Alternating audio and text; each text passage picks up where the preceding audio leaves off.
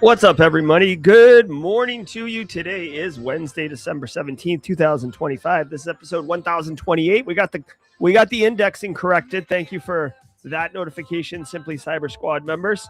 So we got that sorted out. Guys, if you're looking to stay current on the top cybersecurity news stories of the day while sprinkling in a little pumpkin spice, a little peppermint candy, you can do that somewhere else. What we do here is we go through the top cybersecurity news stories of the day, and then we go through the headlines. I have 20 plus years of experience. Many members in the community who are right there above my head, who are live in chat right now, have extensive experience. We all have different backgrounds. We all have different areas of expertise, and nobody in cybersecurity is an expert pretty much at everything. So I got to tell you, you are in the right place. We're going to go beyond the headlines. We're going to give you additional value and insight. And whether you're looking to break in or you're looking to get promoted or go do your own thing, the knowledge and experiences and relationships, I might add, that you get here at Simply Cyber's Daily Cyber Threat Brief is going to deliver so much value. You're going to be like, no mas.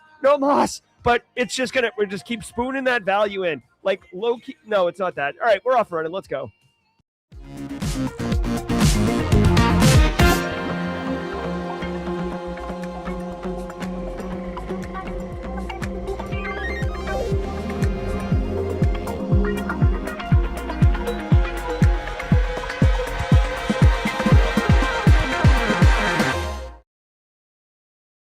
All right. Hello, friends. We are good on a Wednesday morning. Reminder, it is Wednesday, which means only one thing, Worldwide Wednesday, which means before we get into the news, we like to stretch our arms a little bit, touch our toes, and then just demonstrate like absolute bosses how unbelievably international, diverse, and inclusive the Simply Cyber community is. So we'll demonstrate that live on stream. But if you're a regular, you already know that. But if you don't know that, you might be a first timer. So if you're a first timer, if some friend who's, by the way, a really good friend, told you about the Simply Cyber Daily Cyber Threat Brief, or you stumbled across it in your feeds, welcome to the party, pal. Let us know it's your first time with a hashtag first timer in chat. You just get your thumbs up on your mobile. Hashtag first timer. We'll take it from there. Special sound effects, special emote, special recognition. Do you know why? Because sometimes, like, say you moved, like when you were in high school and you like walk into the new school, especially if it was like the 80s, where it's like, oh my God, look at this newbie. Oh, right? Nobody likes that feeling. F that. What we like to do is make you feel welcome. You walk in, it's like, yo, what's up, dude? Nice shoes. Get over here. Let's hang out. So if you're here for the first time, drop it on the chat, hashtag first timer. Now, whether it's your first time, your long time, Loaded Lux. Loaded Lux has stepped into the light. What's up, Loaded Lux? Welcome to the party, pal. That is our John McClane. That is our John McClane sound effect. And whether you think it's a Christmas movie or not, it doesn't matter. The welcome to the party, pal, is perfect. There we go, Loaded Lux. I hope you enjoy the experience, Loaded Lux, because it's going to be a banger today. Guys, hey, Loaded Lux and others, let me tell you something that might melt your mind. Every single episode of the Daily Cyber Threat Brief is worth half a CPE. But what? Jerry, what are you talking about? Well, here's the deal. For lack of a better word, like the fact I'm wearing a hoodie and I'm screaming at a mic and I got retro synthwave for days behind me, I'm still qualified as a, expert instructor, right? Whatever that means. Doesn't matter though. If you get audited for your CPEs, you can point to me and be like, look at this guy, like he's doing this thing. So this is an instructor-led webinar, even though that is lame AF. And you can get half a CPE for it. So just say what's up in chat. Grab a screenshot. Dreaded Hoser, grab a screenshot. Space Tacos, grab a screenshot. eLucky, grab a screenshot. It's easy as that. Get your CPEs. File the screenshot away on a folder on your desktop. Once a year, count the number of files and divide by 2. It is easy as that. All right, so we've got our first timers taken care of. We've got our... Oh, I want you to know, I don't research or prep for any of these shows, okay? Ain't nobody got time for that. Ain't nobody got time for that. By the way, I don't know. I feel like that would be such like a disingenuous experience if I was like, oh, I'm going to research all this crap and then like look like I came up with it on the fly, like fraud. No. So what I do is I see them with you live at the moment. I don't know what I'm going to get. I have no idea what I'm going to say, but I love cybersecurity. I'm passionate about service. And we've, 1,028 episodes and one podcast of the year award from SANS says that we're doing something right. I got a cup of coffee going right now, lemon ginger. So we're feeling all right here. Haven't had coffee in 4 days. Oddly, don't miss it, even though I love coffee. All right, guys. I do want to say what's up. I've been talking to a lot of people lately. I know there's many of us in chat right now. The people who are not speaking in chat, sometimes they're lurkers, and that's okay. But I got to tell you, also, did you know that multiple people have told me, including one person yesterday, that they turn it on as part of, it's like the morning news for them, and they turn it on in the kitchen, and them and their family are getting ready. There's people who turn it on as they're driving to drop the kids off at school. And by the way, if that explains you and the way that you consume the daily cyber threat brief, I love it. I'm so glad that you found a way with your responsibilities and your situation to make the daily cyber threat brief part of your day. It is important to me to deliver value in whatever way is best accessible to you. So yeah, I love it. And shout out to all those who are listening right now with the fam. All right, guys, let's do some ad reads, shall we? Starting with Delete Me. Reminder, Delete Me will not be returning in 2026. So if you want to get the sweet discount, now is the time. Delete Me makes it easy, quick, and safe to remove your personal data online at a time when surveillance and data breaches are common enough to make everyone vulnerable. Data brokers make a profit off your data. Your data is a commodity. Anyone on the web can buy your private details, and this can lead to identity theft, phishing attempts, and harassment. But now you can protect your privacy with Delete Me. As someone with an active online presence, privacy is really important to me. I love my kids and my wife and my dogs, and I like to protect, them, whether I'm providing for them, by, providing support or love or whatever. I'd like to protect them from a security perspective too. So having some random show up at my house and be like, I don't like your hot takes, Jerry. I'm like, okay. So by having my, personal data scrubbed, that helps manage that risk. Take control of your data. Keep your private life private by signing up for Delete Me now at a special discount for our listeners. Get 20% off your Delete Me plan when you go to joindeleteme.com/simplycyber and use promo code simplycyber at checkout. The only way to get 20% off is go to joindeleteme.com/simplycyber and enter code simplycyber at checkout. That's joindeleteme.com/simplycyber, code simplycyber. Of course, the links are in the description below. Yeah, I wouldn't go full John Wick mode, but pretty close. All right, I also want to say shout out to Anti-Siphon Training. Guys, Anti-Siphon Training, providing high-quality, cutting-edge education for everyone. And I want to call your attention to this January 19th through January 22nd training. 4 hours, 11 to 3. So you can get your work done in the morning, take this training. It's like an extended lunch, and then finish up at the end of the day, right? It's as simple as that. And this active defense and cyber deception course, I've taken it. It's phenomenal. I can tell you if I took it again, I'd get more value from it. It's definitely not like one of those one and done cute little courses where you're like, oh, here's some tools. Yay. It's very heady. There's a lot of thought around ethics and moral. Active defense is basically messing with attackers in your environment. Cyber deception is like honey tokens and, honeypots and stuff like that. So John's very good at that. He's taught this class many times, so it's really dialed in. You get a VM with all the tools. It's a good one. If you're interested, check it out. Like I said, I have a video on the channel reviewing it, and I wasn't paid to review it. I literally just did it because I love the class so much, and I was like, yeah, I got to tell people about this thing. This is awesome. All right. Let's hear from ThreatLocker, and then when we come back, get the disco ball out because we're going around the world, people, and it's going to be awesome. I want to give some love to the Daily Cyber Threat Brief sponsor, ThreatLocker. Do zero-day exploits and supply chain attacks keep you up at night? Well, worry no more. You can harden your security with ThreatLocker. Worldwide, companies like JetBlue trust ThreatLocker to secure their data and keep their business operations flying high. ThreatLocker takes a deny-by-default approach to cybersecurity and provides a full audit of every action allowed or blocked for risk management and compliance. Onboarding and operation is fully supported by their US-based Cyber Heroes support team. Get a free 30-day trial and learn more about how ThreatLocker can help prevent ransomware and ensure compliance. Visit threatlocker.com/dailycyber.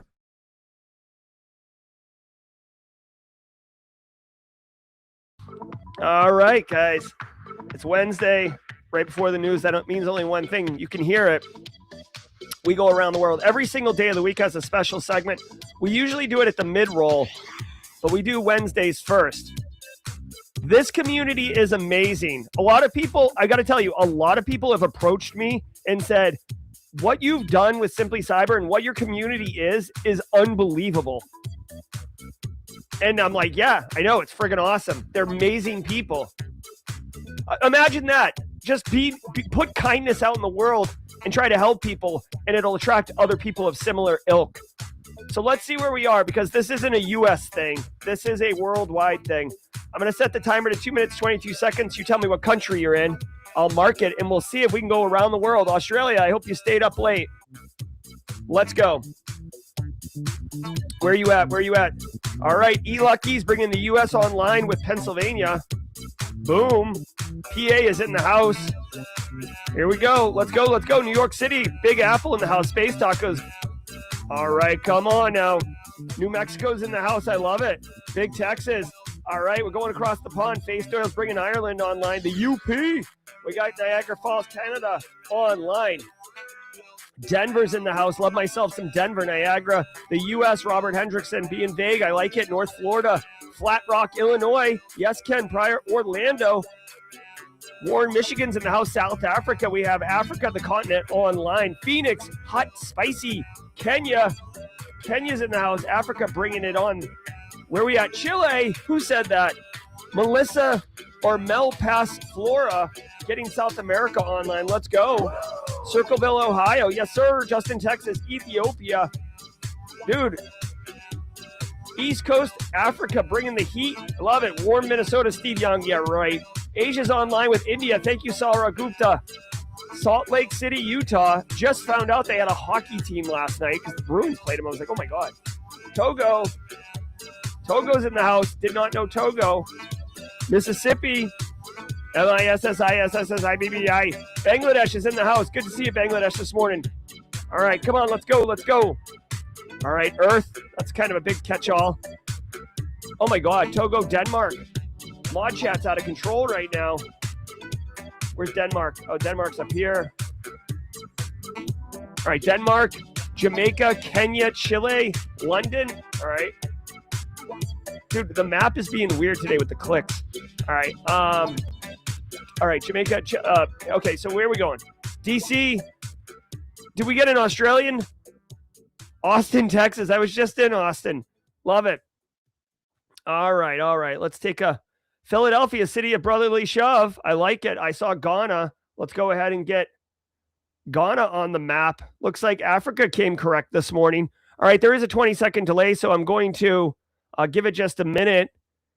Oi, oi, oi. All right, so North America, South America, Africa for sure, Europe, Asia representing, and Australia. You know, we can't be too mad. It is nighttime there. You know, got to get their sleep. Usually we have to get the West Coast Perth team engaged. So we didn't quite do it, but I hope that you guys can see just how amazing this community is. But do me a favor. We do have work to do. So sit back, relax, and let's let the cool sounds of the hot news wash over us all in an awesome way. See you guys at the mid-roll.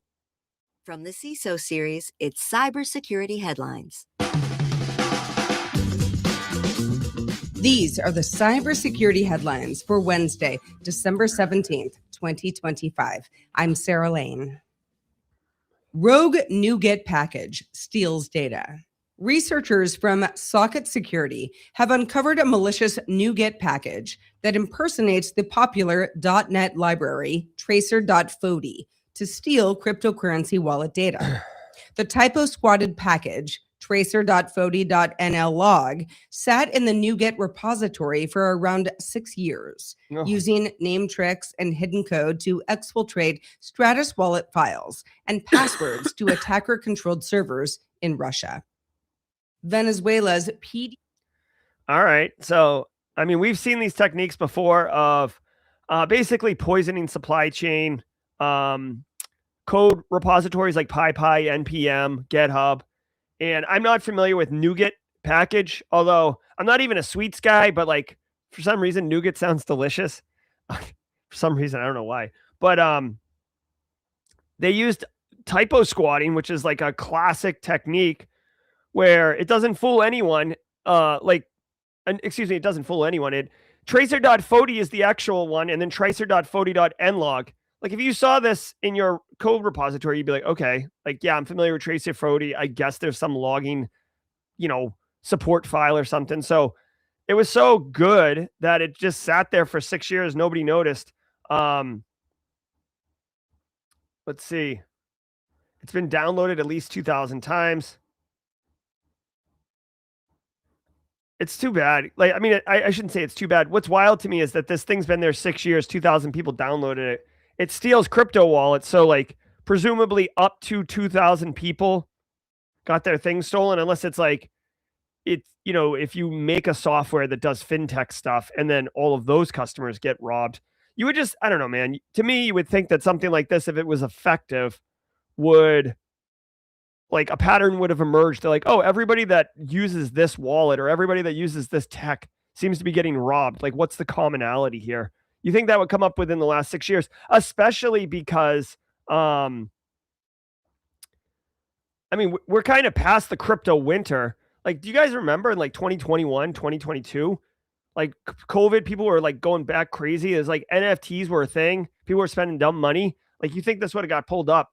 But yeah, look at this code repository. Look, first one, second one, third one, all legit. Fourth one, illegit.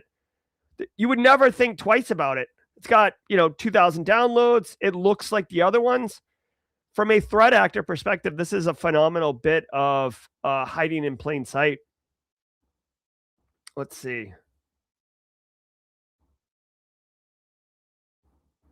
All right, so there is one IP address that's being used for like, I guess, exfil of the wallet stuff, so they can kind of shut that down easily. I don't know. So for anyone that's here right now, right? Like, I didn't work in fintech. I don't do crypto. So like, this story is interesting to me, but I don't do anything with it. So if you work in fintech, maybe you want to check if you're running this tracer for nlog, Foti nlog thing.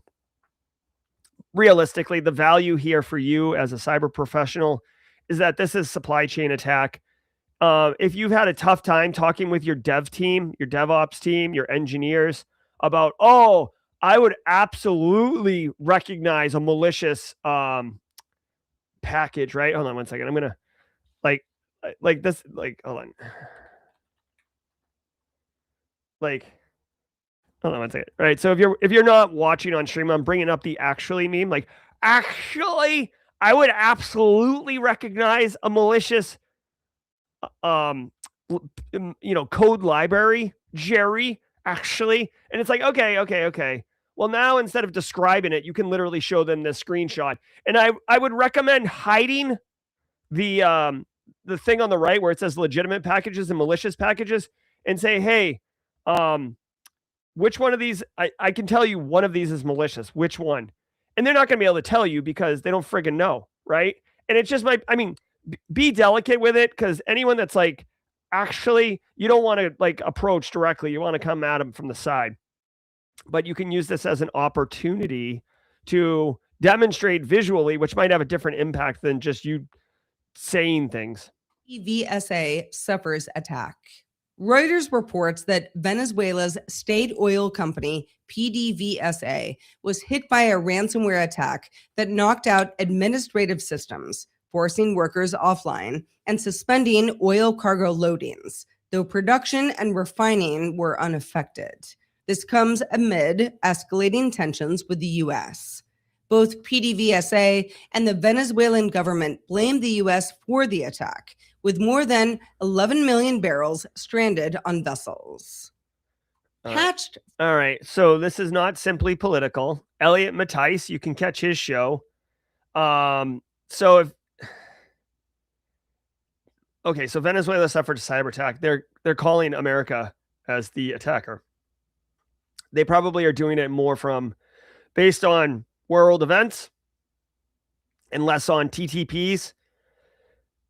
I don't think of Venezuela as like having like an amazing, maybe they do, but I don't think of them as having like an amazing military cyber capability where they could do attribution of a threat actor as advanced as the United States. And yes, I'll use the term threat actor, speaking of the United States, because like, a threat, is like subjective, right? Like if you're helping me, you're not a threat. If you're hurting me, you are a threat. So, but we have to kind of talk about these all in generic terms. So they got hit with ransomware. Hold on. Dude, come on. They got hit with ransomware and they're blaming the US. Get off your boat. Like, come on. Like, okay, so it is possible. I think these are called false flag operations where a nation state pretended to be a ransomware threat actor group and hit this company in order to move forward on more geopolitical issues of what's going on in that region. But I don't know, guys. Listen, I'm not the oldest. I'm not the oldest one here. I'm old. Okay. I've seen a lot of things, right? Here's my thing on this. If you had the full, like, based on historical context, the United States isn't going to attack in this capacity with ransomware.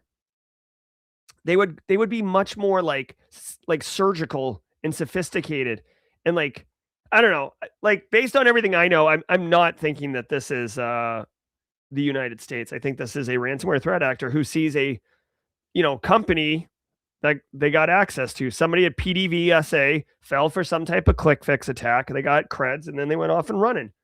Let me see, like PDVSA annual revenue.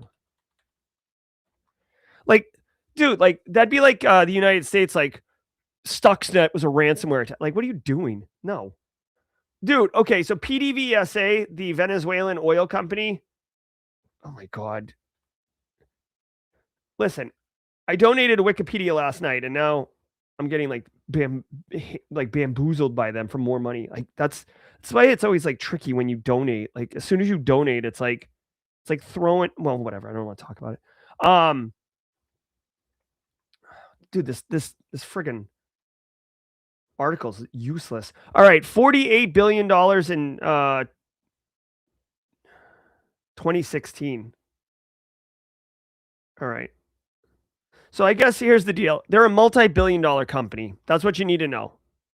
They're a multi-billion-dollar company. If I was a threat actor, and I've been looking at threat actors since 2017, so 8 years worth of threat actor intel, you know what they like? Fat pockets. Straight cash, homie. If you have $48 billion in annual revenue, you probably can carve off a $200,000 pie slice and give it to me to get out of your hair. All right? So, whatever. Fortinet flaws exploited. Attackers are actively exploiting two critical Fortinet authentication bypass vulnerabilities that we talked to you about last week, shortly after Fortinet released patches. The flaws affect multiple Fortinet products when FortiCloud SSO is enabled and allow attackers to gain unauthenticated admin access via forged SAML assertions. Researchers at cybersecurity company Arctic Wolf observed attackers downloading system configuration files, exposing network details and credentials. Fortinet says patch immediately or disable FortiCloud SSO until systems are upgraded. Poor Fortinet. Like, so this one's particularly funny because it was the patched version that had a new vulnerability discovered in it. We've said it before. I could tell you, like, Fortinet's never going to sponsor Simply Cyber because we just dunk on them all the time. But it's like, hey, it's like Elliot said it. It's Wednesday, everybody. Like, get ready, like, for your Fortinet story. All right, here's the deal. If you're running FortiCloud SSO specifically, FortiCloud single sign-on, basically you use FortiCloud to handle authentication into SaaS applications using, I would assume, like your AD credentials. Then disable it, okay? Disable it. That's as simple as that. And by the way, it doesn't come enabled by default. So like somebody would have had to have turned it on. Yeah, Real Bilbo is a big Fortinet champion. Fortinet ambassador. So I will say that, check this out. When patches come out, especially with AI now, you can reverse the patch and see what it fixed.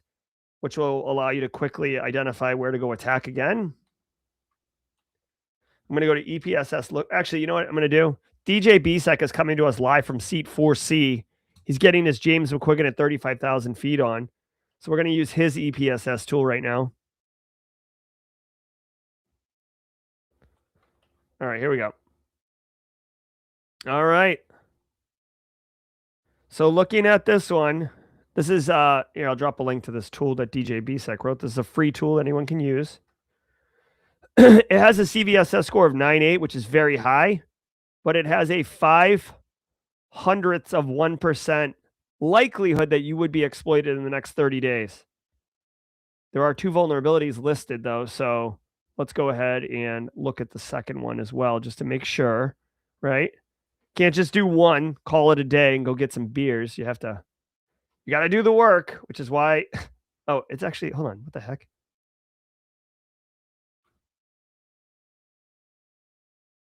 Hold on one second. 59718. 59. Okay. Here we go. Oh, it is snappy. So same thing, 0.05%. So when you see, to me, EPSS score 0.05%, it means, oh my God. It means, yes, you got to patch this. Okay. So obviously, you got to patch it. Or disable FortiCloud SSO. You shouldn't mess around because this is an internet-facing asset that controls authentication to cloud services that hold all your data. But based on the EPSS score, you shouldn't burn all your political capital getting this sorted out. You can, I mean, I wouldn't wait too long, right? I would do it during normal patch cycles if you can. It is going to be the holidays and things are going to be slow. So if you can jam it in place and get it in place quicker, that would be a good idea. But Fortinet, yeah. And DJ BSEC said, Fortinet is like those like 6-foot basketball hoops, like teenagers can dunk on them. Like it's just everybody's just like. JumpCloud Windows agent flaw, the latest. Researchers at XM Cyber disclosed a critical local privilege escalation flaw in the JumpCloud Remote Assist for Windows agent that allows low-privileged users to gain system-level access or trigger denial of service attacks. The bug affects versions prior to 0.317.0 and stems from unsafe file operations during uninstallation, where a system-level process interacts with user-writable temp directories. JumpCloud has released a patch. All right, I'm confused. Is JumpCloud like a Microsoft tool, or is JumpCloud like a business? Oh, it's a cloud-based identity and device management platform. All right, so here's the deal. If you're running JumpCloud, listen, you'd have to ask your IT people. If you don't know, I would ask your IT people, maybe your help desk people, field engineers. Hey, what are you guys doing? Honestly, you should know the answer to this. This should not be the reason you're finding out, but I'm not going to throw shade at you. This is a perfect opportunity to get those answers. Listen, in any organization of like reasonable size, you're going to have people in the field, salespeople out there, physicians on the floor, medical devices. You're going to have VIPs like running around jet setting and all that other stuff, right? So not everybody is inside like a windowless brick building in Fort Meade, Maryland. Okay. So because of that, when my Aunt Dorothea is at home, especially post-COVID, right? My Aunt Dorothea is at home and she gets like PC load letter and can't access her computer. I'm being playful. Also, if you get the PC load letter reference drink, IT or help, you call help desk and they say, oh yeah, let me get in there. Let me take a look. Because if you've ever asked, like, listen, we just had Thanksgiving. If you've ever called like one of your parents or they called you and they're like, hey, I'm having some computer problems. Can you help me? Sure, Dad. What do you got? And he's like, well, the thing that I click on isn't clicking. You're like, oh my God, what? Like, click the start button in the corner. I don't see start. Is it on the keyboard? No, are you running Windows? I don't know. I have a window in the office. Oh my God, bro. Dad, I will fly to you because it will take less time than it is to get this conversation completed. So obviously, because of these challenges, My dad was legit like that. I installed LogMeIn on it so I could do this. But these enterprise grade solutions, JumpCloud is one of them. There's a bunch, AnyDesk, TeamViewer, whatever, allows you to remote in, but it does expose all those endpoints if the remote access solution gets compromised. Threat actors use licensed corporate remote management solutions all the time because they're very good at what they do. So this one right here, exactly, where's the any key? This one right here allows you to do denial of service attacks, like whatever, okay.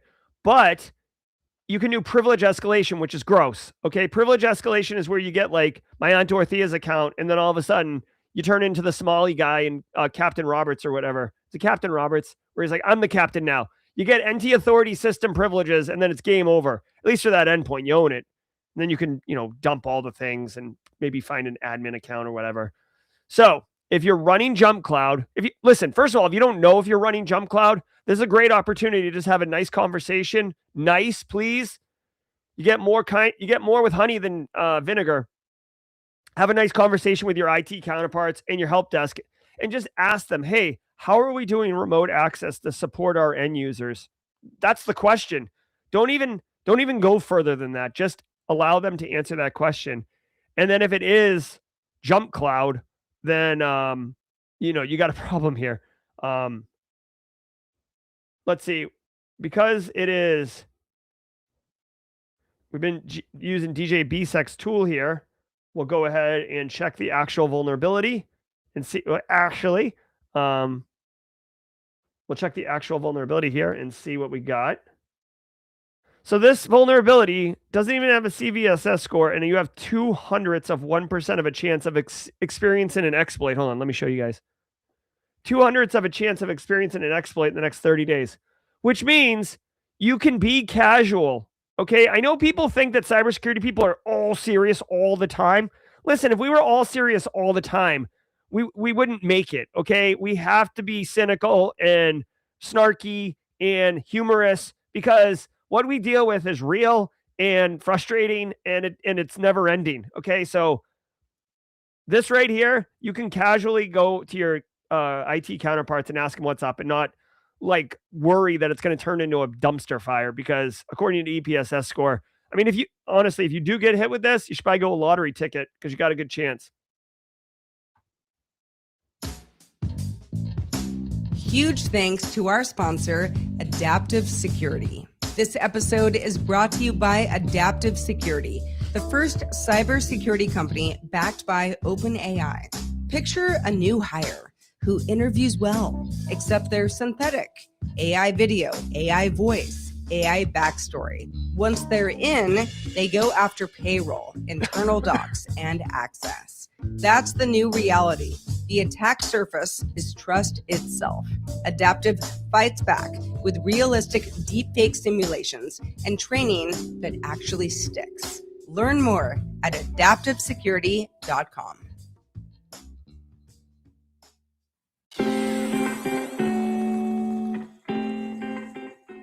All right, real quick, just want to take a hot minute break and say thank you. Thank you for being here. First timers, I hope you're enjoying the show.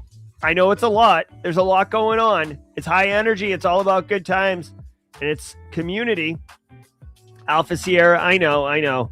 Still working on the licensing. Hey, but guys, I got to tell you, I want to say thank you for being here. I genuinely appreciate it. Woke up this morning, still not feeling 100%.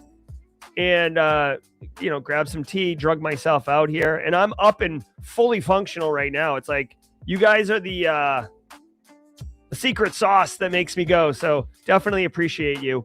I want to say thank you to the stream sponsors for enabling me to bring this show to you.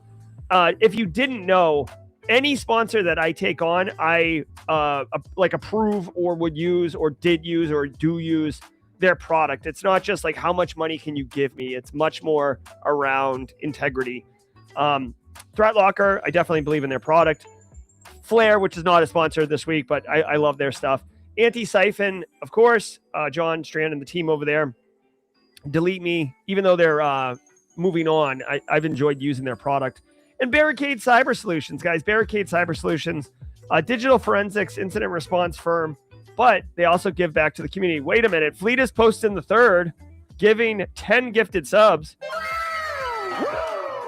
Did we just become best friends? Yep. Thank you, Fleet is posting the third. So if you're one of those 10 people who picked up a squad membership, like John V. Hey, John, it's been a minute, man. I was thinking about you the other day.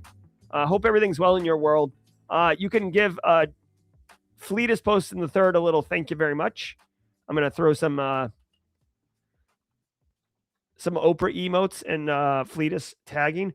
Listen, Barricade Cyber Solutions has been doing this Fortify 365 series, which is definitely just giving full value back to the community. Look at this series, dude. Every 2 weeks, coming in hot with education around Microsoft 365. Guys, if you want to work in corporate America and you're like trying to break into cyber and such, pick one of the cloud services like AWS, Microsoft, Google. I would recommend, if it was my kid, I would tell him, dude, get good at Microsoft 365. So many businesses use it, services. It ends up like you use Teams because you're not going to pay for Zoom because you already pay for Teams. CFO wants to do that. So anyways, this webinar series is great if you take advantage of it. Thank you, I'm live. I'm live. AMLYV. I appreciate it. I hope I said your name right. December 17th, today. Oh my gosh, today, 1 p.m. to 2 p.m. Look at your calendar. Open it up right now. If you don't know if you have nothing going on today, may I recommend this webinar series. Unfortunately, I can't, the URL is like super long. I can't literally put it in chat, but I will drop a link to, there you go. There's a link to the landing page. Just find it.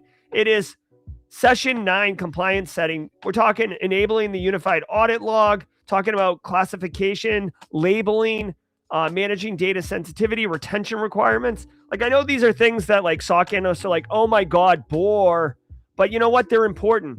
And the best thing is with these settings, you set them once and they're set up for life, right? I mean, occasionally you go tweak them, but like getting a good configuration is super valuable. So definitely go check that out. Webinars.barricadecyber.com. Okay, yeah. So let's keep going because we did Worldwide Wednesday around the horn. I also want to tell you guys really quickly. I'm going to mention this at the end, but for our Thursdays and any special streams, we have this new thing that we're rolling out. Drop a link in here. Hold on. I'm putting a link here. It says go here. Okay. This is luma.com/simplycyber. Luma, LUMA.com, luma.com/simplycyber. Live, or live for short. Okay, live. Dude, one of the problems is no one's been able to like remember that we have streams and stuff. This tool right here will put a calendar invite on your calendar if you want it. So go there. We've got firesides tomorrow with Ben Wilkins talking about the $1 million cyber pistachio heist. I'm not joking. It's a real thing. And then quarterly all hands call on Friday right before I throw a ninja smoke bomb and disappear for 2 weeks. All right, let's keep cooking. Amazon warns of Sandworm shifted tactics. Amazon Threat Intelligence warns that the Russia-linked hacking group known as Sandworm is in an ongoing campaign against Western critical infrastructure, especially energy companies. Instead of exploiting software vulnerabilities, the group now primarily targets poorly configured network edge devices hosted on AWS to gain and maintain access. Amazon says it has notified affected customers, remediated compromised systems, and that the activity reflects customer misconfigurations rather than flaws in AWS itself. All right. So this is a big one. All right. But I'm going to tell you, I'm going to give you some value. Okay. So first of all, this is around Amazon AWS, this isn't going to affect, your holiday shopping deliveries. Okay. Amazon Threat Intelligence has been reporting on Sandworm, which, by the way, I just recently found out. I don't know if anyone's got thoughts on this. I just recently learned, or I read a theory that Sandworm isn't a direct Russian government entity, but it's like, you know, like, I don't know, like former, not NSA, but just imagine like people who used to be really good in the government and they like spun off and they have their own little like super team for hire. Like that. I heard that. So, I mean, whatever. I'm not familiar with Amazon Threat Intelligence, but I bet it's dynamite considering all they have. Researchers said malicious infrastructure used by the attackers overlaps with operations linked to Sandworm. Okay. So the threat actors are using AWS for their malicious infrastructure, which is wild. They're attacking energy sector, including electric utilities, service providers, etc. The one thing that I found interesting, I want to share with you in a second. I'm just trying to give you any insights. So if you work in energy,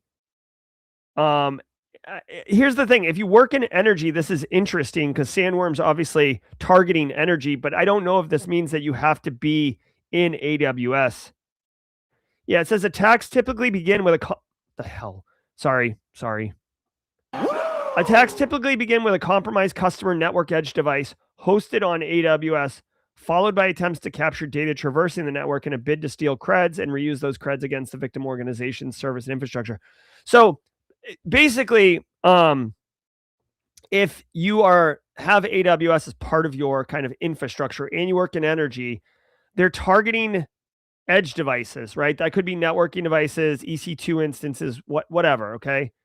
They're targeting those, and if they can take them over, then they basically do like a sniffer attack. They like sniff the traffic, which sounds so funny to say, but it is what it is. You sniff traffic until they can steal creds, which by the way is wild because that would mean unencrypted traffic, which is a separate issue altogether. The thing that is causing this is because when the devices on the edge are set up by the customers, they're improperly configured. And that's the key thing I wanted to tell you in this story, okay? Listen, when a threat actor pops a box in your network, right? Or a threat actor gets a foothold or whatever, it's not like infinite. It's not a magic trick, okay? They can either steal credentials and log in as a user. They can do a technical exploitation, right? You know, exploit some vulnerability in the code and get it to run arbitrary code and then do a do a second stage payload, and then, you know, detonate and then allow a backdoor for persistence, right? The really fancy hacker one. And then there's misconfigurations, right? You leave an S3 bucket open to the internet. You leave a default account enabled. Like, these are the three things. Like, that's it. Those are the three things, right? Now, some of these things can be human error. You can trick a human into giving the creds, or you can steal it or whatever. Like, so the way you exploit those three things are there, but that's it. Those are the three things. So what's interesting is Sandworm used to do the cool technical exploitation stuff, right? The secret squirrel stuff. And now they're just targeting misconfigurations. So basically what they're saying here is that people are hanging stuff off the edge of the network facing the internet, and it's just grossly misconfigured. Imagine, if you will, okay, like the equivalent of this is like building a bank, all right? You build a bank, a nice square bank, and you have the vault in the back, and everything's great, but you like forget to build the back wall of the bank, right? So from the street, it looks good, right? Walk around the sides, it looks good. The back isn't there because you didn't configure it. I know that's like a silly, ridiculous example, but it makes the point. So here is the TLDR. Okay? There's two things you got to know about this. This is GRC stuff, vulnerability management stuff. Number one, when you deploy technology, make sure that there is some type of configuration standard and that you're validating that you have configured the damn thing to that standard before you put it in production. You can vulnerability scan it. You can config scan it. There's lots of opportunities there. Also, during the course of operations of that tool, so it's in place for 3, 4, 5 years, people are going to tinker with it. People are going to touch it. Sometimes you apply a patch and it changes the setting. Make sure that you're regularly checking these things as part of your vulnerability management program. It's not just about missing patches. It's also about misconfigurations, especially on internet-facing assets, which have a high likelihood of being touched by someone far, far away. Dragon hides in European networks. Researchers from Checkpoint report that a China-linked espionage group known as Ink Dragon has expanded operations into European government networks, compromising misconfigured Microsoft IIS and SharePoint servers to steal credentials and establish long-term access. The group uses victim infrastructure as covert relay nodes and updated its final draft backdoor to blend in with Microsoft Cloud activity, including hiding command traffic in email drafts. A separate China-linked group, Rude Panda, was also found to be accessing some of the same networks. Yeah, DJ BSEC suggests that for that last story, set up quarterly audits, make it a quarterly thing, right? At least you can limit the exposure window. China's Ink Dragon hides in European networks. Guys, this last story I just talked about was Sandworm targeting misconfigurations instead of 0 days. This one, misconfiguration servers are in, 0 days are out. Listen, remember this, okay? Please. For the most part, minus some threat actor groups that are younger, that are quite prolific right now, for the most part, threat actors, whether they're nation state sponsored or they're financially motivated, they don't care how cool their hack is. They don't care. What they care about is achieving their mission. Do I get in and steal the data? Do I get in and steal the money?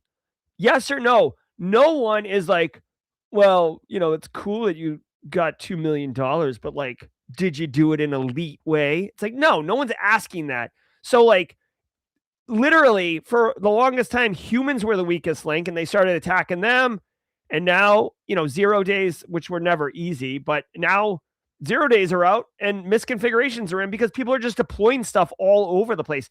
I once had a very senior admin work with me on a project.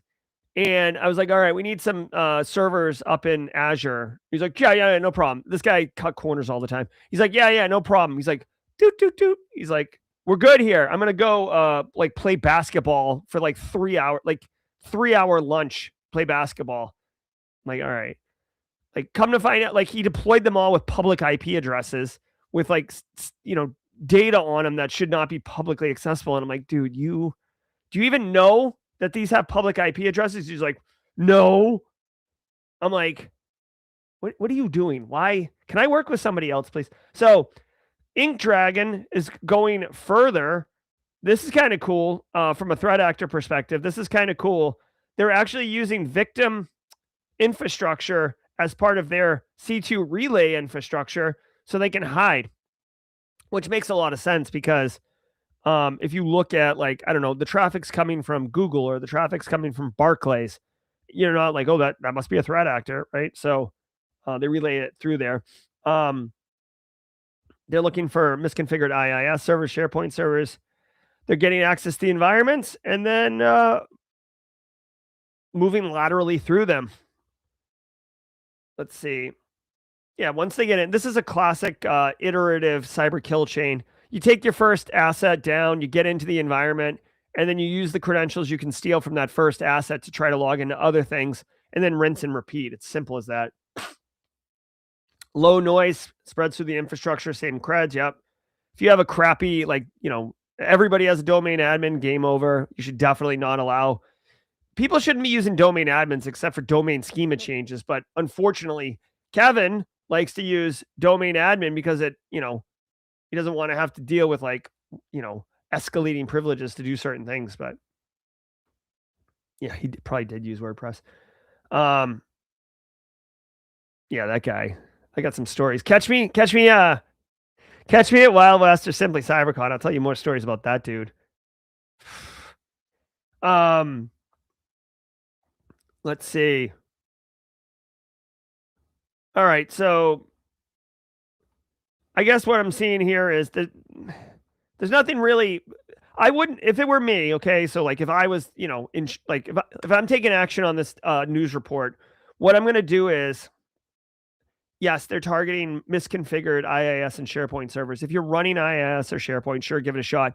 But all this story and the last story do is reiterate to me that if I don't have a vulnerability management program, this needs to be increased as a priority because at least on the internet facing asset side, getting visibility into misconfigurations is huge. If you've ever stuck a honeypot out on the internet, it gets probed within like 20 minutes pretty heavily. So if you got anything that's misconfigured on the network, Shodan's going to find it. Shodan enumerates the internet and gives you versioning and, version number and tech stack sometimes. So like, don't think that you're not going to get discovered. Like anyone, that's such like by the way, that's like such a 2000s mindset. People used to be like, oh God, like who's going to find us? We're nothing. We're just like a small publishing company in Mount Pleasant, South Carolina. Who's going to care about us? It's like, it doesn't matter, dude. You're on the internet with like a vulnerable version of, Microsoft Server 2008. Like, what do you expect to happen? All right. So anyways, that's what I would do. Cellik malware builds off Google Play apps. Mobile security firm iVerify reports a new Android malware as a service called Cellik that lets cyber criminals create Trojanized versions of legitimate Google Play apps. It is being sold on underground forums for $150 per month or $900 lifetime and lets attackers wrap malware inside real apps while preserving their normal functionality, helping infections stay hidden longer and potentially evade Play Protect. Capabilities include screen streaming, file theft, credential harvesting via app overlays, hidden browser access using stored cookies, and encrypted command and control communications. Wow. Beware. This looks pretty interesting. Give me a second here. This is like malware paint by numbers. So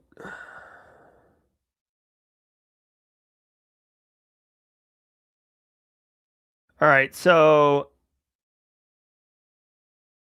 here's the deal. This is interesting, okay? Let's use the graphic here for the stream. Listen, this is interesting. Android, it's a little more, it gives you more configuration opportunities, but also introduces a little bit more risk exposure from malware. Now, someone has created this very sophisticated, cool tool, and I say cool because it is cool, that allows you to take legitimate apps and basically inject malware, Trojan in them, that you can do screenshots, you can jump on their phone and get a live feed of their phone. You can get on their phone and launch a hidden browser using their stored credentials, go into their bank account or whatever, go into their email, do things, right? So very damaging, right? Now, obviously, a victim has to install this. It is possible for a malware-loaded app to get put into the the Google Play Store. But remember, they're taking legitimate apps and then wrapping it with Trojans. So they can't, say it's like Candy Crush, right? They can't upload to the Google Play Store Candy Crush and overwrite Candy Crush with the malware one because Candy Crush owns the right to upload new versions, right? So what they would have to do is either upload some random app like Candy Crush 3, right? But it's just really Candy Crush with the malware laden in it and try to trick people into doing that. Or more likely what they're doing is getting people to like sideload or install it from like weird websites. Like I would imagine some type of like paid app, like, oh, hey, here's a, Adobe Rush or whatever. Like it has here's a cracked version of it that you can install, fully functional. When you download it, it is fully functional. So you think you've gotten away scot-free with ripping off Adobe and you don't have to pay the licensing fee. And all the while you're absolutely infected at that point. So, I'm not gonna argue with anyone that wants to download from dubious sites or whatever, but I will tell you, I educate end users and family all the time. Just like, this is how criminals get you. So, I mean, it's like basically like, listen, if you walk down a city street you'll be okay. There is a chance that bad happens, but if you go down a dark alley, you're not guaranteed to get mugged and beaten, but your chances go up, right? Because that's more likely where a mugging and a beating is going to happen and is a dark alley. So it's the same thing, right? Like you go to Google Play Store, it's like walking down the street. Like, yes, you may or may not get hit, but like just make good choices. But if you go to some like googleplay.ru.wickedshadywebsite.com, right? What, like you're walking down a dark alley. I agree with DJ Bisek too. He said at this point in time, why would anyone be sideloading apps? I feel like we've gotten away from that. Like the app stores are pretty robust at this point, and people have kind of gotten over the whole like, jailbreaking or anything like that. Of gift card draining. The U.S. Treasury is warning consumers about a surge in holiday cyber scams, highlighting business impersonation, fake charities, and gift card draining as the most common threats. Scammers are increasingly using AI, voice cloning, and cryptocurrency to make fraud more convincing and harder to trace, with losses from online shopping scams nearing hundreds of millions of dollars. The Treasury urges consumers to verify charities and transactions, use secure payment methods, strengthen account security, and report fraud quickly. Are you subscribed to this? Yeah, so criminals are using AI, like big shocker, like everybody's using AI. All right, so they're using AI to impersonate trusted individuals. Treasury Department is letting us know about business impersonation. Okay, so basically, if people are wanting to give to charities, I mean, unfortunately, this is really not for, in my opinion, business. This is much more for like individuals. This is a great opportunity to like build some goodwill and develop rapport with your workforce. Share this with them, dude. It's the holidays.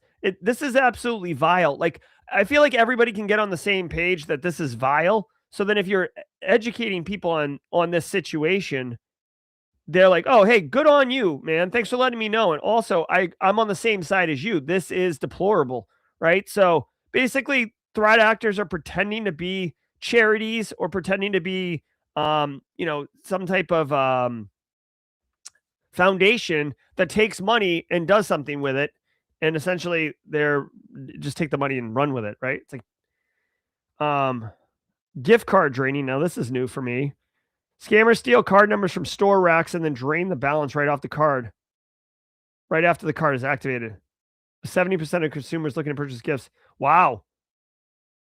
Jesus Christ. That's a lot of work, dude. So so you got a guy at Walmart with a notebook just like furiously writing down the numbers on the back of the cards. It seems kind of, I mean, I guess. Here's my thing. Like, not to say nothing for nothing, but like, so maybe you could like write a couple down, but like if you're going to write down the entire rack, what are we up to? And then like, what are you going to get? Like, you're going to have to constantly check the cards to see if they've been activated. And then maybe you get 25, 50 bucks, $100. Like, I don't know. This seems like a very like, Cletus, like just, I don't know. This doesn't like I feel like, dude, this is episode 1028. Like, I feel like we're talking about deep faking North Koreans for like $25 million and, Venezuela's oil company getting ransomware, right? And then it's like, oh, and don't be on the lookout for like, this like local thug who's stealing $25 gift cards, I'm not saying I want someone to steal my $25 gift card. And if my son got a gift card for Christmas and then he went to use it to buy Roblox or Robux and he couldn't, he would be devastated and I would, I'd be upset too. But like, all right. So Rob Cooper is upgrading the attack by just taking photos. Smart Rob. This is why I'm not a threat actor. I'm such a work harder, not smarter person. I'm this idiot who's got like a 3-ring binder notebook, maybe a trapper keeper. And I'm like just sitting Indian style furiously. They're like, sir, what are you doing? Like, please leave. I'm like, I'm just evaluating him. I'll be right out. All right. Let's keep going here. Hold on.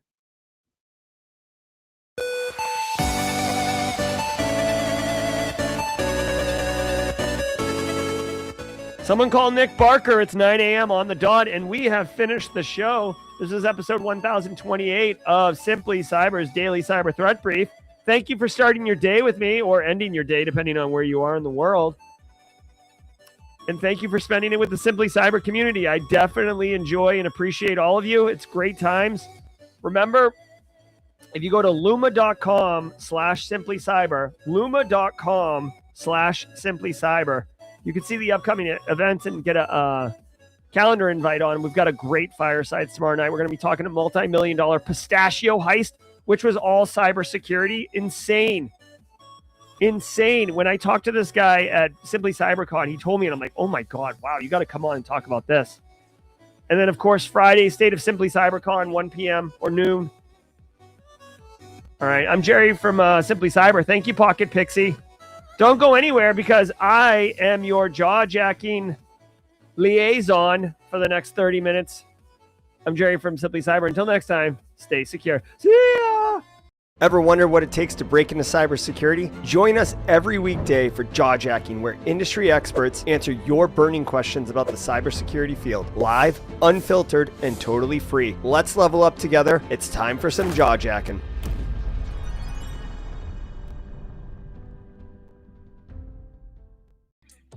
What's up, everybody? Welcome to the party. I am your host, Jerry Guy, coming in hot on the heels of the Simply Cyber Daily Cyber Threat Brief, hosted by that, say it with me, nerd, Dr. Gerald Auger. Oh, vulnerability management's important. Okay. All right, nerd. Chill. All right, here we go. We got it cooking on the stream. My glasses are getting fogged here. Hold on. We got a wrecking ball? Okay, hold on. Wrecking ball takes priority. Sarang Gupta, Phil Stafford, she says, he says, I'm not sure. After 4 rounds of interviews, I got that job. GRC engineer starting February. I want to thank all of you for your guidance. Heck yeah. I came in like a wrecking ball. So good. If you're a squad member, open that emote tray. I think it's the 3rd row down for me. And there's a wrecking ball emote. There we go. Love it. All right, guys, this is Jawjacking. I'm your host. We kick it for, 30 minutes or so. People message me directly. I don't, with all due respect, I'm not saying this to sound like a big deal, but I just don't have time to respond one-on-one, because if I do it for you and I don't do it for the next person, well, what signal am I sending to the next person? Like, you're important and they're not. So the way that I have reconciled it is Jawjacking. 30-minute AMA. First question, what's the most hands-off or frictionless way I can get a website? I just never can stay interested enough to do it myself. I mean, honestly, depends what your website goal is, but card, hold on one second. Card, we use this. Card.co. Who asked that question? Silence Poet. Oh my God. Card.co. This might be literally the easiest way to get a website. Simply CyberCon is this website right here is on card.co. So go check that out. Could also go to WordPress. Not stand up a WordPress, but use WordPress. That's another easy way. And if you want to go way back, GeoCities. All right. So if you have a question, put a Q in it at the front so I know it's for me to answer. Pocket Pixie saying excellent channel. All right. I like it. Thank you. All right. I say frictionless because it's literally point and click. All right. Looking at chat. So, that's interesting. DJ BSEC. See, I'm so old now. DJ BSEC is saying you can use Claude Code to write a website. That's 100% true. You still have to host it, though. What are the red flags to look for in a potential employer? So, and please drop your own in chat if you have red flags. Say red flag and then what it is. I mean, for me personally, I should have. Okay, so I have a red flag that I saw and I still took the job because I needed it. But like, I interviewed for a job one time, and the guy who interviewed me was going to be my boss, and he was such an a-hole. And I was like, dude, and he's like, he asked me this question. This is the one that sticks with me. He was like really big into like being in control. He's like, all right, let's say you're on the phone, because it was like a database administrator position, and you were basically interfacing with like engineers in the field. I won't get into all of it, but like engineers in the field and the back end data people. And like if there was a problem with the app, they would call you and you'd be on the phone with them. So the question was, you're on the call working through an issue, a very serious issue with a client who's very upset. And the CEO of the company, of our company, walks in and says, Jerry, I need you in my office right now. And then turns and walks away. What do you do? I'm like, okay, like I'll answer the question, but in my mind, I'm like, that is the most asinine question you could possibly ask. Like, first of all, why is the CEO going to ask me to come in their office? I'm like a rank and file. Second of all, like the way I answered it was like, I'd get off the phone and go to the CEO, because like, obviously the CEO knows I'm on the phone with a client and has made the decision that what he needs me in the office for is more important. So that's what I would do. But just that behavior persists. I worked there for like 2 months. So if you can identify toxic people, I would definitely, that's a red flag for me. Yeah, if you, so, oh, wow, we got some great red flags here. Keith Sloan says when they want to make you the IT guy, cyber guy, help desk guy, yeah. We don't need a CISO here, yeah. I think, if they can't really answer questions like, what's the direction? Where do you see this program in the next 18 months? Like if they're just kind of like flying by the seat of their pants, unless they're bringing you in to do that. I've had that case before where like, they're like, we don't know or do anything. That's why we want to hire you. So good question. And it's a fun topic to share. If you have any red flags, holler at it. I'm trying to think of any other red flags.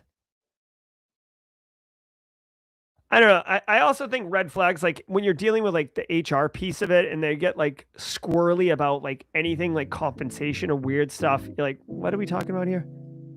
All right. Bruise and Hacks with a question. Is registration open for the next PBC cohort so I can recommend it for anyone standing out with a YouTube Twitch channel?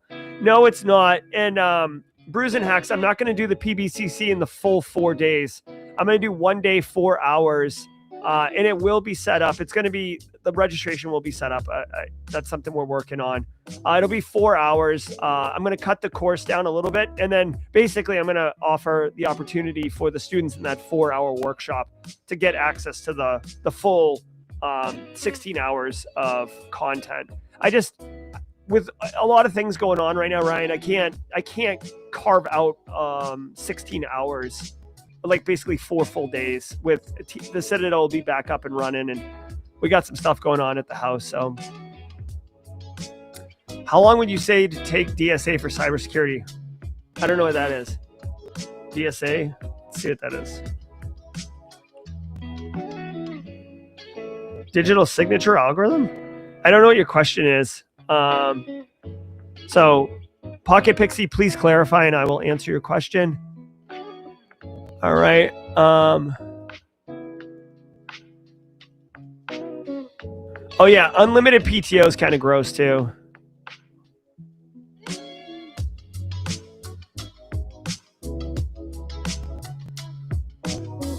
All right.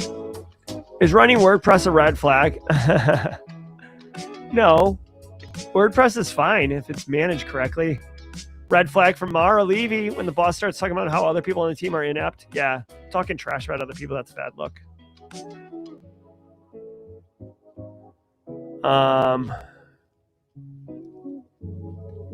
All right. So we're caught up on questions right now. Oh, no, we got another one coming in hot right here.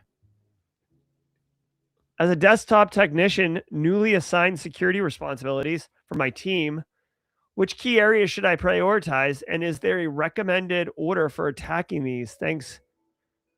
As a desktop technician, newly assigned.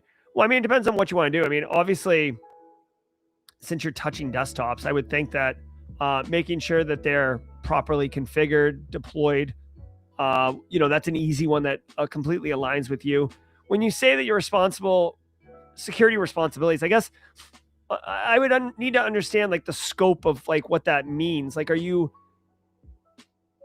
are you given security responsibilities around your role as a desktop technician? Are you given security responsibilities of managing cyber for just the desktop team? Like, I don't fully understand what your. I mean, I can answer your question. I just don't understand your situation here. But I mean, MFA, all the things for starters. Tony Jack, they have unlimited PTO and he loves it. I mean, the thing is, you got to take it, right?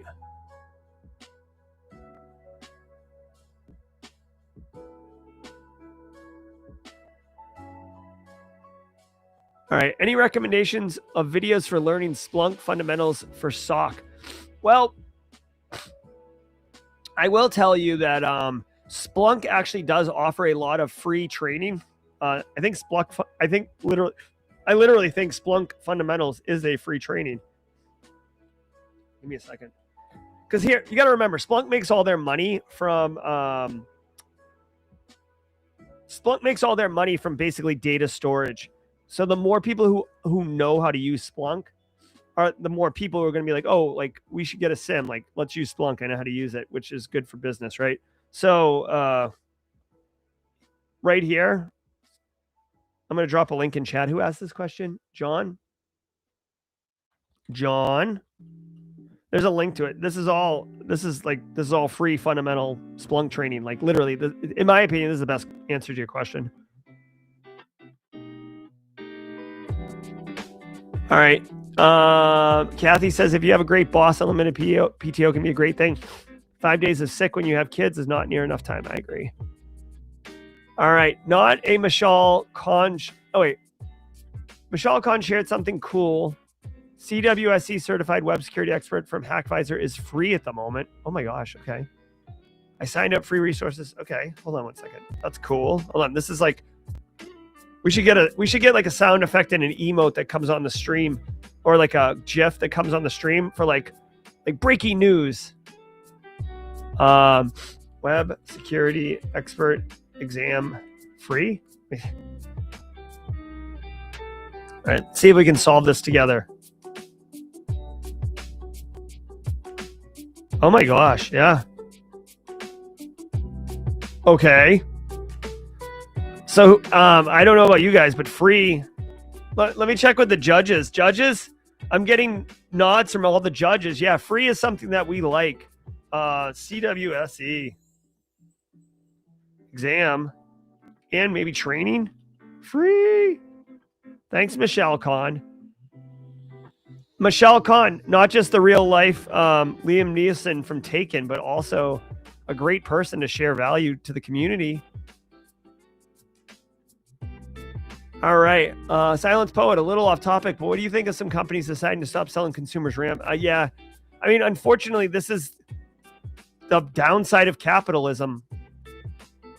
You know what I mean? Like, businesses are driven by money, and if they can get paid it's the same thing that when I talk about threat actors targeting, whales versus like picking peanuts through elephant poop. It's like, why wouldn't they? Like, especially like if you own stock in that company and you're like, you guys can make more money from me by selling here, then do it. Like, so I do think that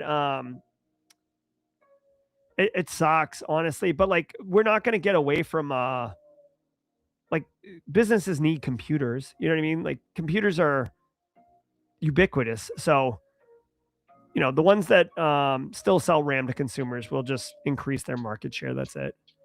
Did you watch the Knicks beat the Spurs last night? No, I don't really watch pro basketball. How could you interview Georgia Weidman? Who's Georgia Weidman? Let's see.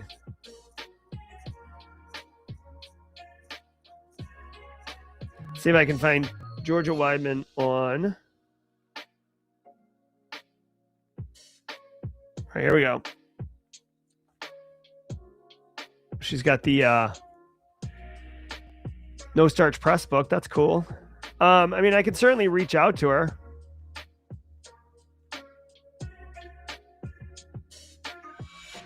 Seems like a really cool person.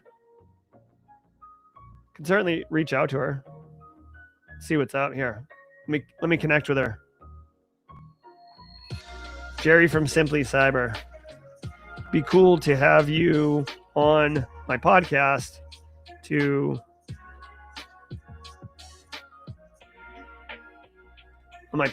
if you're interested. Thanks. There we go. All right. So I've submitted a request to Taekwon Gong. I'll let you know how it goes. All right. All right. Continuing to look at chat here. Oh, Mashal Khan GIF. All right. We're gonna have. I should be taking notes here. We need the actually GIF. We need a couple of them.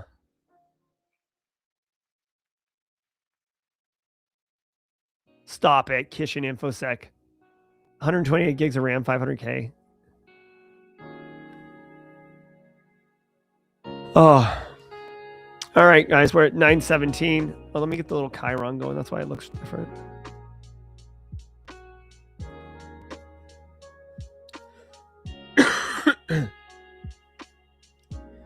All right. Drinking some tea. Tea's gone cold. How's everybody doing? I made my menu for Christmas, not 3 days of cooking and food. I'm excited. Pick one interview, Krebs or Easterly, to have a beer with. Jen Easterly. Brian Krebs is good and interesting, but I don't know. They would both be fun. I guess I just think I don't know. I just prefer to get Jen's thoughts on things. You know what I mean? Like no disrespect to Brian, he's good, but DJ BSEC coming in from 40,000 feet. What's Christmas look like at the Auger house? We do it at our house with the kids, so we have our own tradition family-wise. We're supposed to have some family visit us this year, but there's been an issue, so that's not happening. But I will tell you, we always wake up, families dressed in matching pajamas. We do a little photo shoot with the dogs on the staircase, kind of the same thing every year. So we can show it, over the years. And then it's just, I set up a French toast casserole the night before, so I can just pop it in the oven. And we put on Christmas music. We make the TV a YouTube screensaver with a fireplace. And we just dig in, have some fun. It's super chill. I love it. Yeah, so nothing too crazy.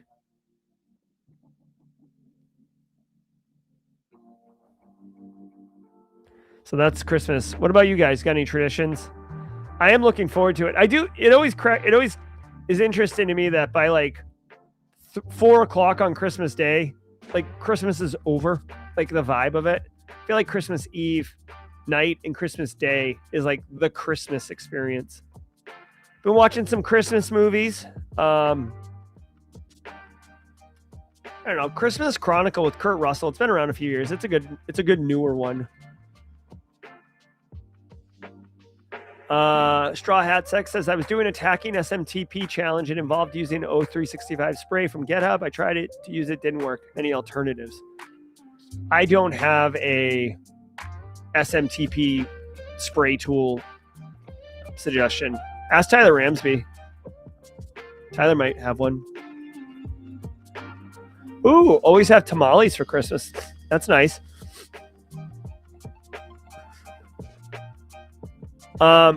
French toast casserole recipe. I can provide it. It's not anything like crazy or special. It's just like, you know, the French toast liquid bath, right? The eggs and the milk and vanilla spices and everything, and then just ripped up challah bread. You just pour it over top of it, let it soak in, put it in the fridge overnight, and then in the morning, throw it at like 100 miles an hour into the oven like a boss.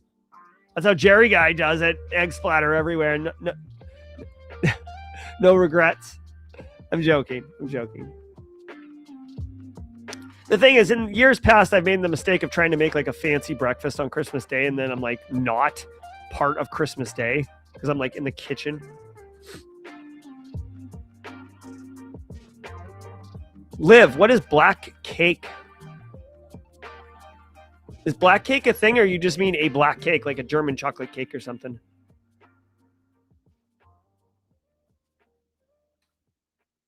Yeah, I'm curious about black cake too.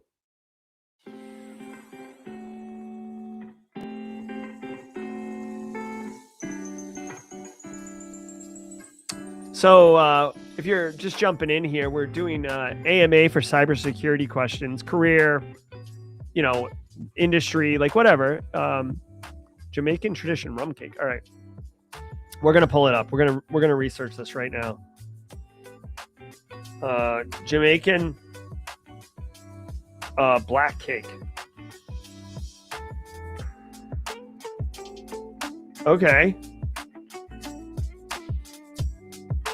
I'm not even a sweets guy, and that looks good. That looks like a kind of a dense fudge brownie thing. Okay. Well, thank you for sharing that with us, Liv.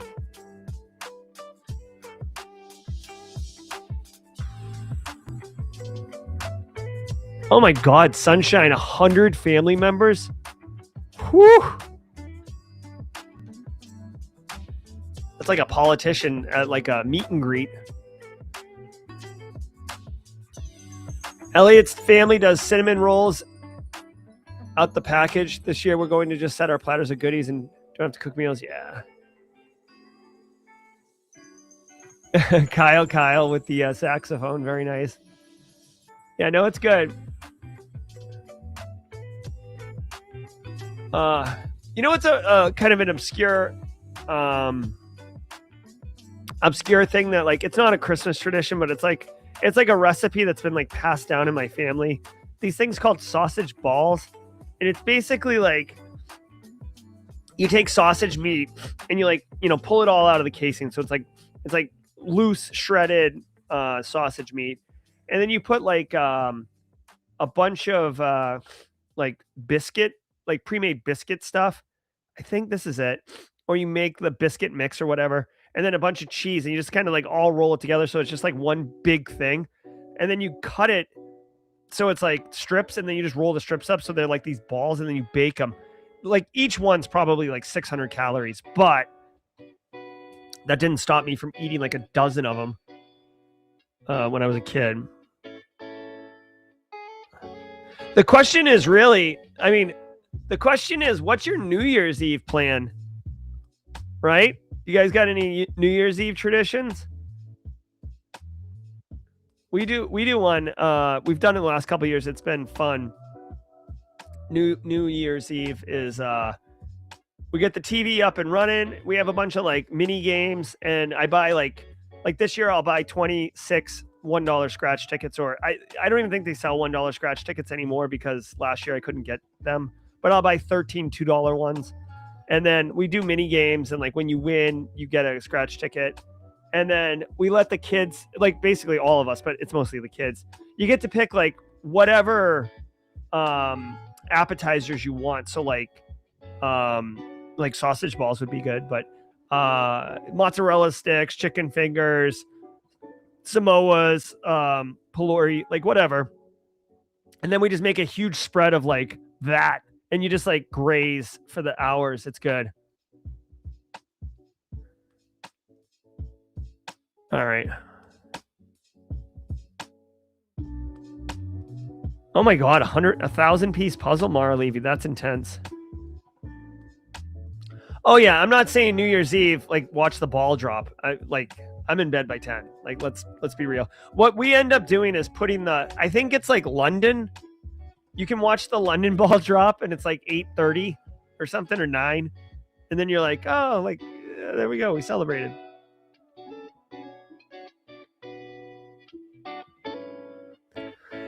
Very chill.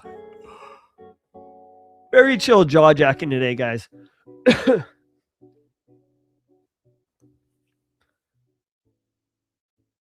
Oh, Elliot Matisse. Yes. Welcome to old. I'll get you your Advil. Everybody gets issued a bottle. Excuse me. 9:26. If you have any questions, definitely drop them in chat. I mean, we're having a good hangout, right? Obviously, we're hanging out. But if you do have questions, I do want to provide answers or get you access to the resources you need.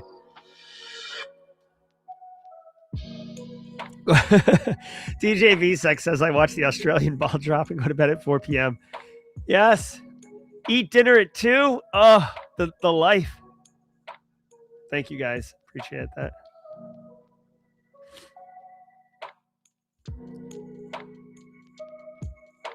I will tell you kind of a funny story. I was a different person, obviously, in college. But I went to Boston.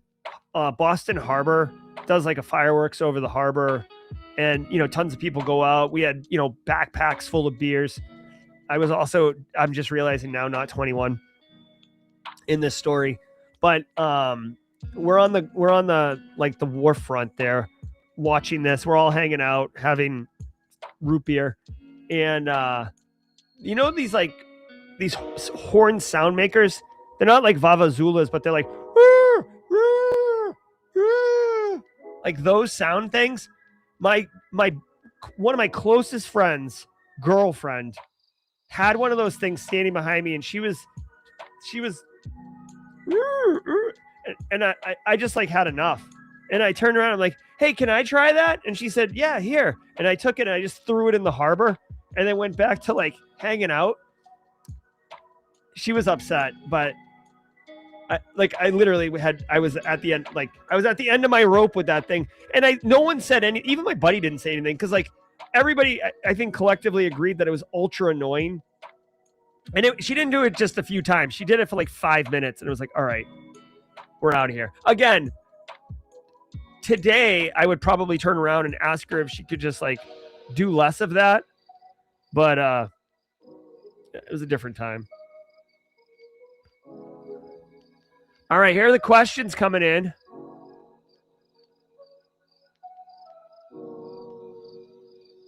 Tips on current openings for like junior analyst or something. Relationship building, Kish and InfoSec. I know it's not easy. It's not like a quick fix or anything like that. But you find out about opportunities when you have relationships are better than connections.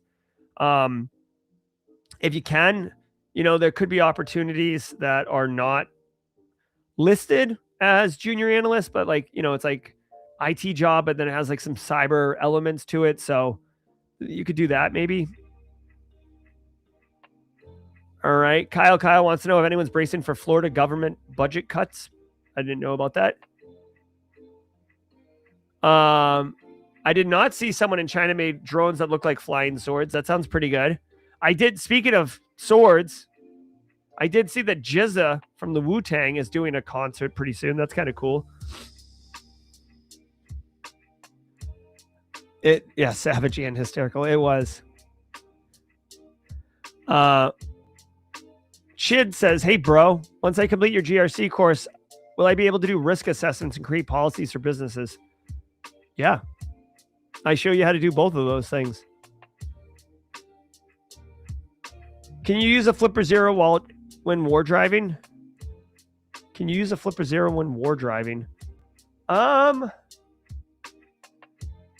So really quick, war driving is where you drive around and you just have like basically a network interface card looking at available SSIDs in network and you're documenting them. I don't know if a Flipper Zero. Oh yeah, that's right. I was like, I don't think it has that capability, but you have to, the answer is yes. Who asked that? Soulshine. The answer is yes, right? Here's the flipper 0, right? But you need, and I don't know if the newer flipper 0s do this, but you actually need this part. This is the wireless card that goes with it. And then you can see on the top of the flipper 0, bro. On the top, it has the pins, right? So you can like basically do that. And this is like really flimsy. Like if this were to hit, it would break all the pins. So I think Dorota, the woman in red, I think she actually has some type of like 3D printed, like not harness, but like people have like 3D printed ones that like will hold this in a much more secure way. So the answer is yes. You just have to also have the Wi-Fi board. Thank you for asking. I've been waiting years to be able to pull those out and show them. Just that occasion. All right. Escol07 had to get out of here. Oh, we're at time. All right, we are at time, guys. Thank you very much for all of you hanging out. It was good times. I'm Jerry from Simply Cyber.